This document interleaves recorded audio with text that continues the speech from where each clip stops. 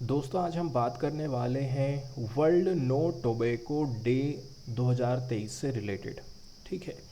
तो इस बार विश्व नो तंबाकू दिवस 2023 की जो थीम रखी गई है वो रखी गई है ग्रो फूड नॉट टोबैको।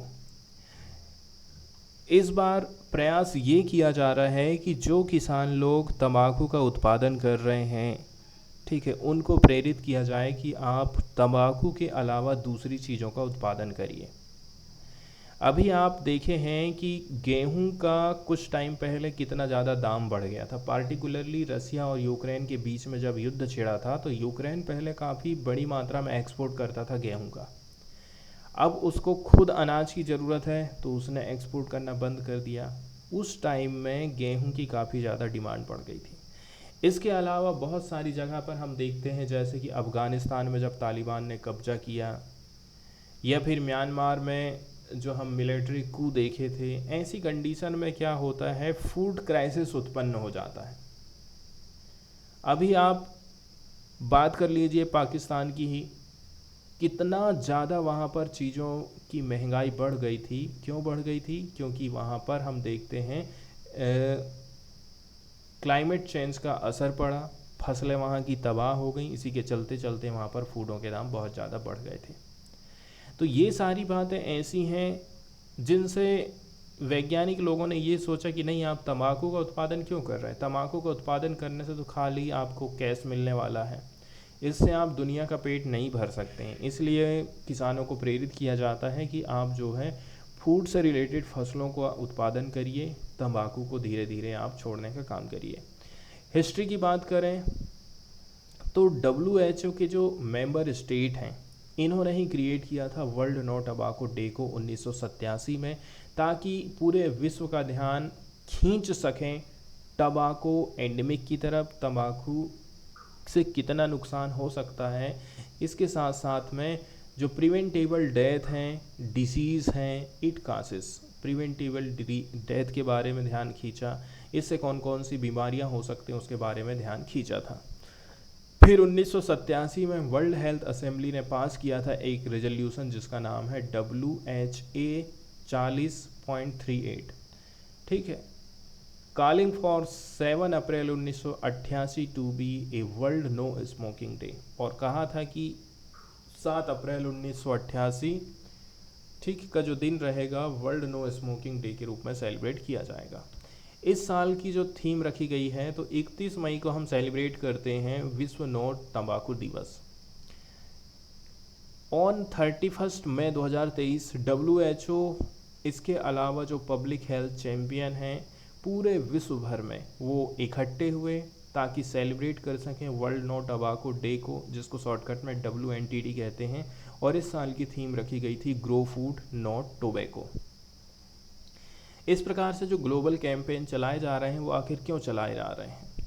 इसका मतलब ये है कि हम थोड़ी सी अवेयरनेस फैलाना चाहते हैं कि आप तंबाकू की जगह दूसरी अल्टरनेटिव क्रॉप का प्रोडक्शन करिए, एंड मार्केटिंग अपॉर्चुनिटीज़ लेकर के हम आए टबाको फार्मर्स के लिए, एंड इनकरेज करें उनको कि आप जो है सस्टेनेबल न्यूट्रिशियस क्रॉप का उत्पादन करिए। इसका ये भी उद्देश्य रहा है, जो तंबाकू उद्योग है, तंबाकू उद्योग का जो इफोर्ट रहा है to interfere with attempt to substitute tobacco growing with sustainable crops, thereby contributing to global food crisis. इसके साथ साथ में तंबाकू उद्योग को भी थोड़ा सा साथ में लाने की बात करी जाती है। तंबाकू का उत्पादन किया जा रहा है, यदि आप इसका प्रोडक्शन को बढ़ाते हैं तो फूड इनसिक्योरिटी पैदा होती है कैसे करके। तो आज के टाइम में हम जो फूड क्राइसिस देख रहे हैं, इसके बहुत सारे कारण हैं, जैसे कि रसिया यूक्रेन का वार छिड़ गया, क्लाइमेट चेंज हो गया, इसके साथ साथ में इकोनॉमिक कंडीशन ख़राब है, social impact of covid pandemic. इसके अलावा कुछ स्ट्रक्चरल कासेस भी हो सकते हैं, जैसे कि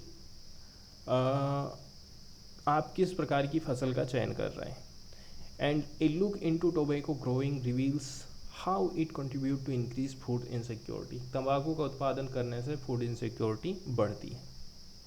तंबाकू की खेती को लेकर के कहा जा रहा है कि ऐसे एरिया में आप यदि तंबाकू का उत्पादन कर रहे हैं, जिस लैंड को आपने बदल दिया है नॉर्मल खेती से तंबाकू के उत्पादन वाली खेती में, पूरे विश्व भर में 3.5 मिलियन हेक्टेयर ऑफ जो लैंड है इसको हमने कन्वर्ट किए हैं ताकि तंबाकू की खेती कर सकें हर साल।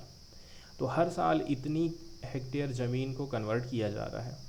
यदि तंबाकू की खेती करी जाती है तो इसका मतलब ये है आप पेड़ पौधे काट रहे हैं। इसमें एक साल में आप लगभग 2 लाख हेक्टेयर के एरिया में डिफॉरेस्टेशन आप कर दे रहे हैं। तंबाकू की जो खेती होती है इसमें काफ़ी ज़्यादा आपको रुपए पैसे खर्चा करने पड़ जाते हैं। इसमें आपको काफ़ी पेस्टिसाइड का छिड़काव करना पड़ेगा, फर्टिलाइज़र का इस्तेमाल करना पड़ेगा। इसका मतलब ये है कि आप यदि ढेर सारे चीज़ों का छिड़काव कर रहे हैं, पेस्टिसाइड कीटनाशक का इस्तेमाल कर रहे हैं, बहुत सारी खाद आप डाल रहे हैं, तो इससे क्या होता है जो मिट्टी की गुणवत्ता है वो कमज़ोर हो जाती है। इसलिए तो कहते हैं कि बहुत सारे लॉस हमको सॉइल में देखने को मिल जाते हैं। सॉइल की जो फर्टिलिटी है, उत्पादकता है, वो भी तंबाकू से गिर जाती है। जिस लैंड का आप इस्तेमाल कर रहे हैं उसमें काफ़ी लोअर कैपेसिटी रहती है फॉर ग्रोविंग अदर क्रॉप। यदि आप चाहते हैं कि यहाँ पर दूसरी चीज़ों की हम खेती करें तो जैसे कि फूड, तो वो यहाँ पर उतना ज़्यादा नहीं होने वाला, क्योंकि तंबाकू ने ज़मीन की उर्वरता शक्ति को खींच लिया, आप ये कह सकते हैं। इसके अलावा यदि तंबाकू की खेती करी जाती है तो वो एरिया के ज़्यादा चांसेस हैं कि वो डिज़र्ट में कन्वर्ट हो जाए। धीरे धीरे उर्वरकता घट रही है, घटते घटते वो फिर डिज़र्ट वाला एरिया बन जाता है। वहीं यदि हम कंपेयर कर लें एग्रीकल्चर एक्टिविटीज़ जहाँ पर होती, जैसे कि मेज ग्रोइंग एंड इवन लाइव